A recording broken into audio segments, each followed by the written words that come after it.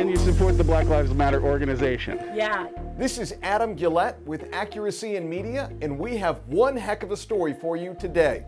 Black Lives Matter. We've been talking about it all summer, all fall. It's one of the biggest topics that people are discussing. Here's another one that people are often discussing this time of year: two-faced politicians.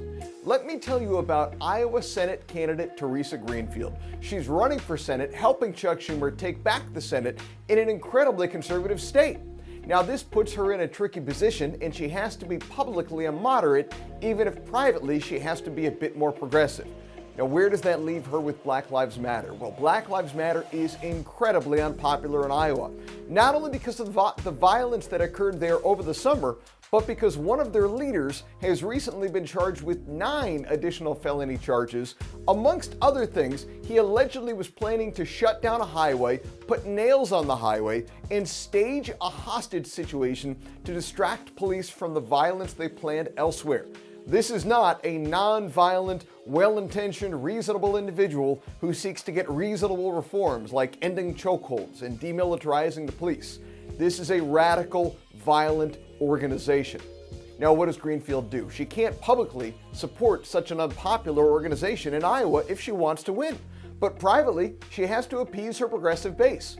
So we went undercover and asked her husband what Theresa Greenfield really thinks about Black Lives Matter.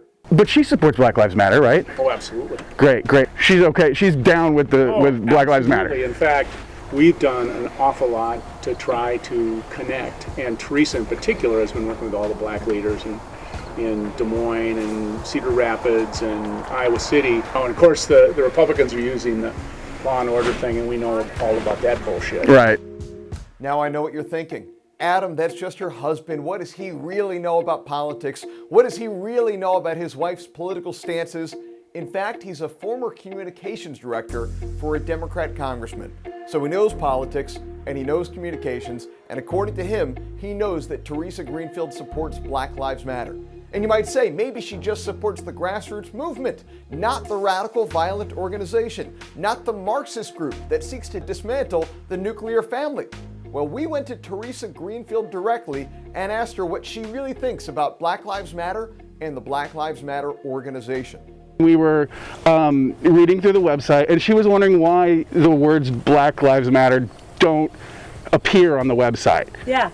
I don't know that there's any reason it doesn't appear on the website. So let me take a look at it. Okay. Because I talk about it all the time. And you support the Black Lives Matter organization. Yeah. Great. In fact, I just did a video. It should be up on my site now. But we gave a shout out to both the Black Legislative Caucus for the More Perfect Union law and to Black Lives Matter and the activists. Well, there you have it. She supports Black Lives Matter, the organization, even though she won't say so publicly, and even though it's not on her website. Now, some of you might say, well, I support Black Lives Matter too. This doesn't bother me. But that's not the real issue here. The real issue is that it seems that we have a candidate speaking out of both sides of their mouth. I don't pretend to know what's in her heart. I don't pretend to know what's in her head. But I know I am morally outraged when politicians say one thing to one group of people and another thing to another group of people. I love that police officers wear body cams, and I sure would love it if we could get politicians to wear body cams too. Until then, we'll have the next best thing: Accuracy in Media hidden camera investigators exposing lying, two-faced politicians. Accuracy in Media will also be exposing lying, two-faced journalists. Follow us online at aim.org, on our social media channels on Facebook, Instagram, and Twitter, and we're going to hold these people accountable.